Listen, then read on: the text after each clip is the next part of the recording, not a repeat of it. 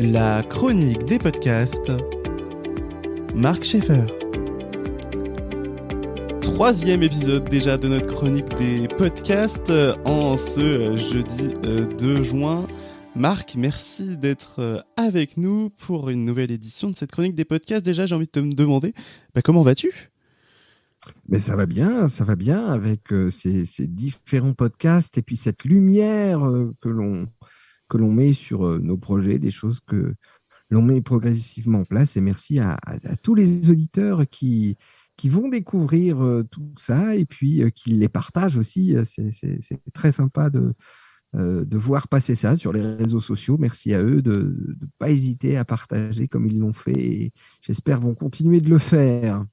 Alors justement, en parlant de projets, de nouveautés, je crois qu'il y a un petit peu des nouveaux podcasts qui arrivent encore, hein, c'est ça ?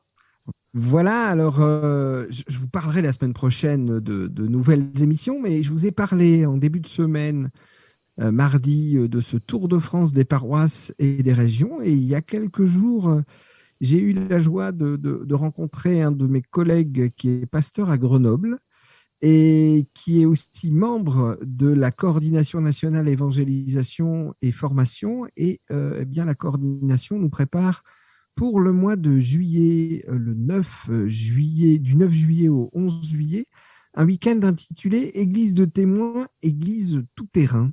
Alors, c'est un week-end pour être ensemble, pour partager des expériences, découvrir des ressources et s'entraider.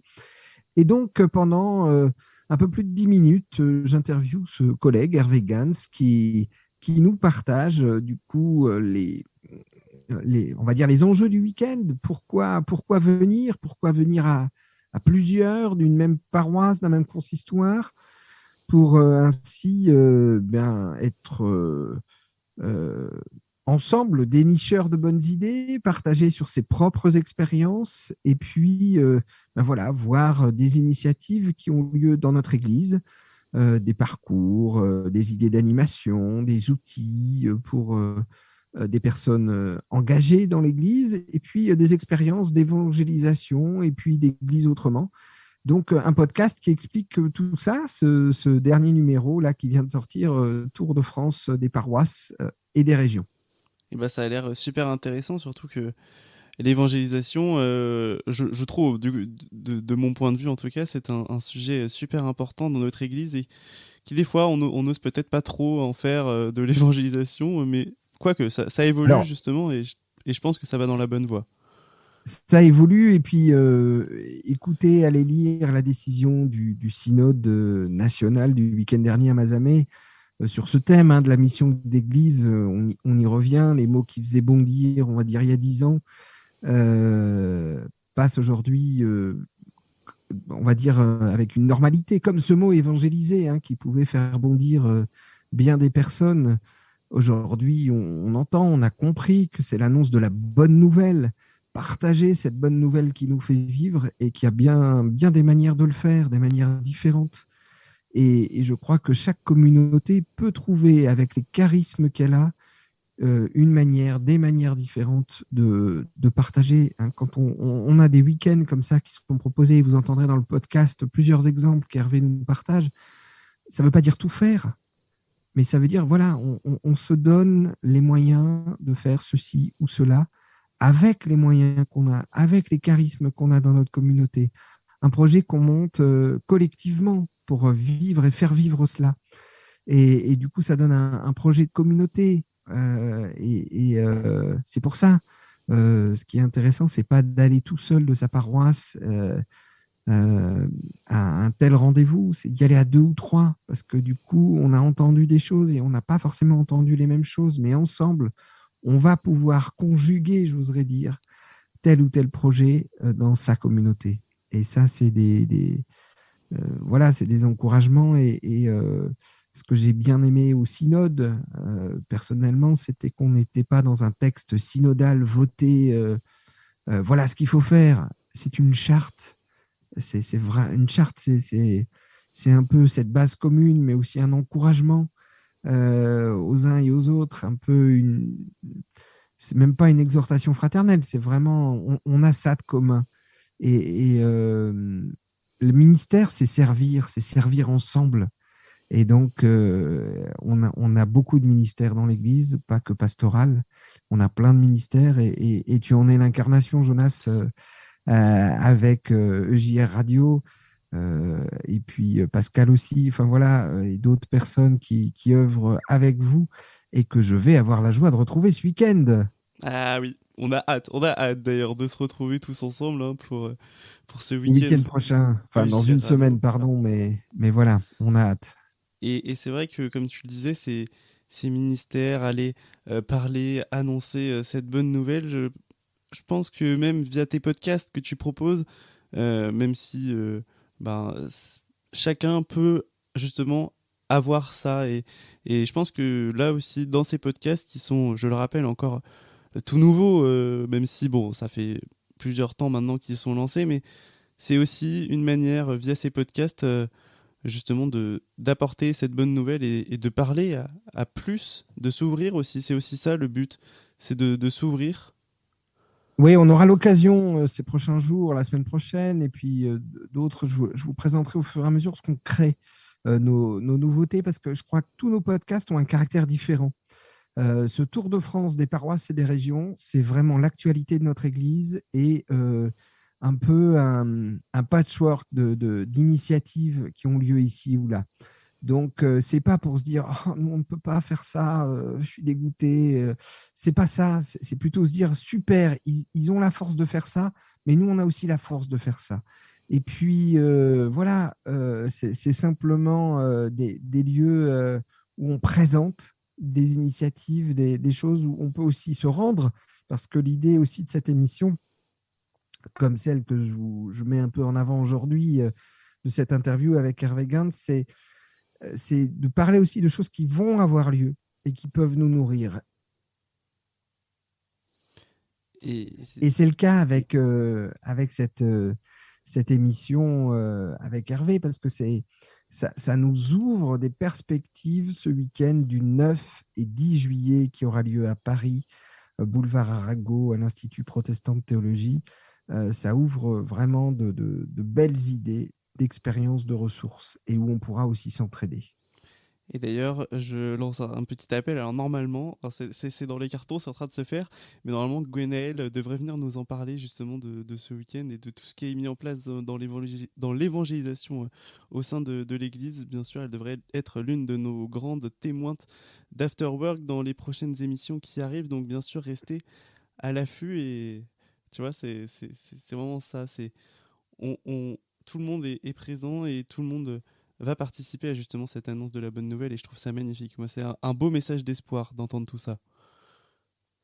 Voilà, puis l'autre annonce de la bonne nouvelle, c'est ce week-end, c'est ce dimanche avec le culte de Pentecôte sur EJR Radio à 11 heures avec quelqu'un qu'on connaît bien sur EJR Radio, Raphaël qui nous a souvent animé des temps le matin et puis différentes choses. Et puis le pasteur Jean-François Brenne. Donc on va partir un peu dans le sud de la France et ils nous ont préparé ensemble un beau culte de Pentecôte. Et ben, on invite tous nos amis auditeurs, bien sûr, à aller l'écouter, ce beau culte de Pentecôte. Donc, c'est dimanche à 11 h, hein, c'est bien ça. Alors, c'est dimanche à 11 heures sur EJR Radio. Évidemment, si vous êtes dans votre communauté, allez vivre votre culte avec votre communauté, vive le culte de Pentecôte. Et puis, le week-end de Pentecôte, on a plusieurs jours. Donc, le lundi de Pentecôte, vous pourrez aussi écouter le culte EJR Radio.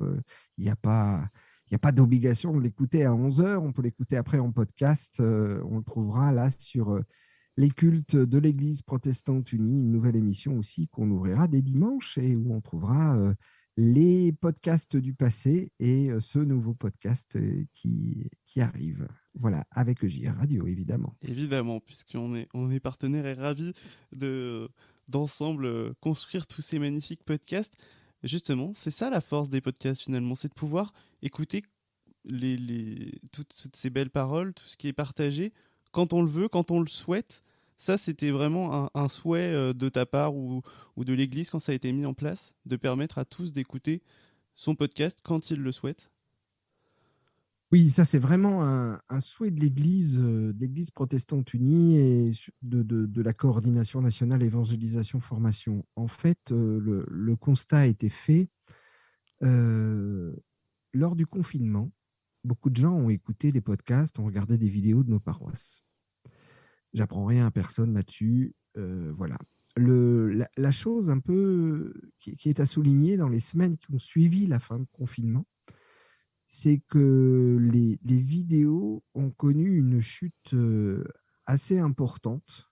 Euh, les gens ont repris leurs activités et ont moins regardé les vidéos. Alors, je pense que les gens qui restaient encore isolés par sécurité ou des soucis d'âge ou je ne sais quoi, étaient contents d'avoir encore la vidéo. Et donc, c'est bien, très bien de continuer. Par contre, les podcasts, que ce soit église et hors église, ont continué de progresser après le confinement.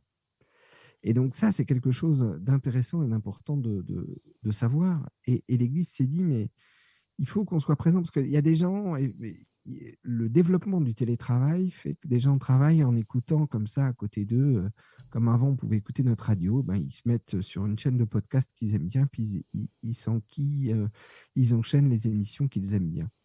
Donc voilà, c'est ça le beau défi quelque part, c'est d'offrir euh, aux personnes qui ont envie, qui recherchent des choses, d'avoir accès aux podcasts et d'écouter quand ils veulent.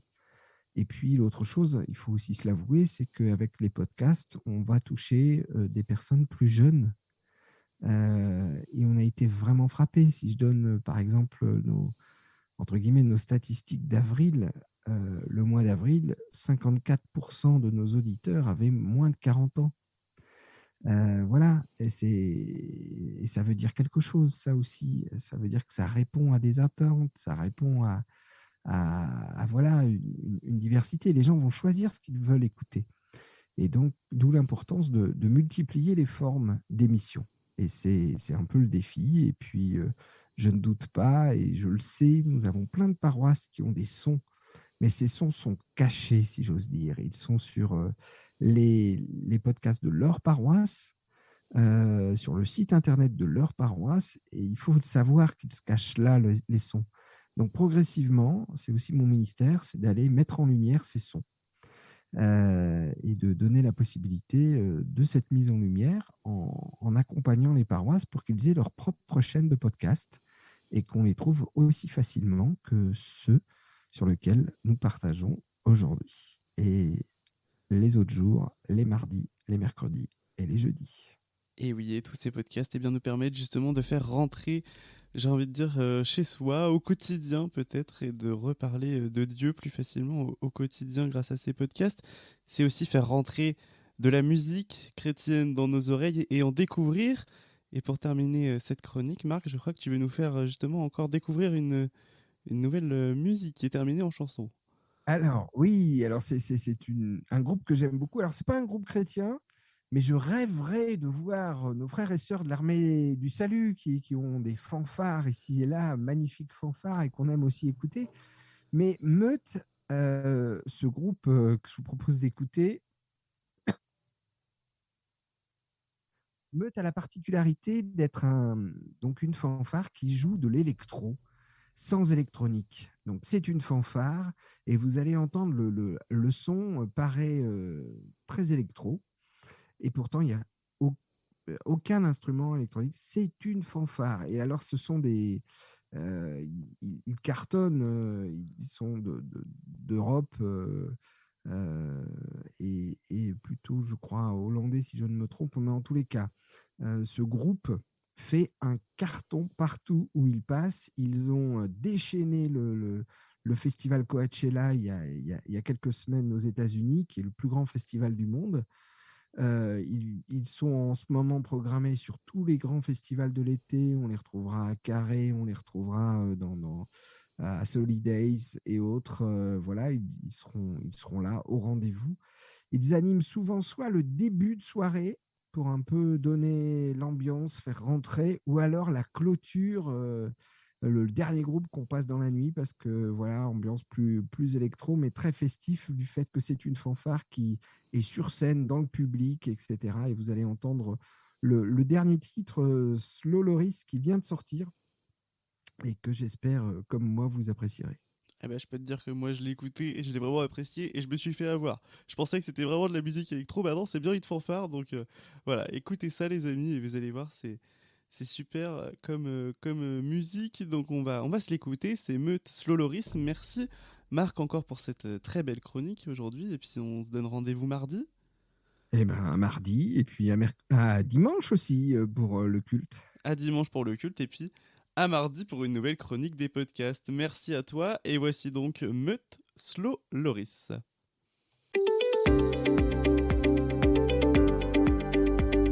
La chronique des podcasts. Marc Schaeffer.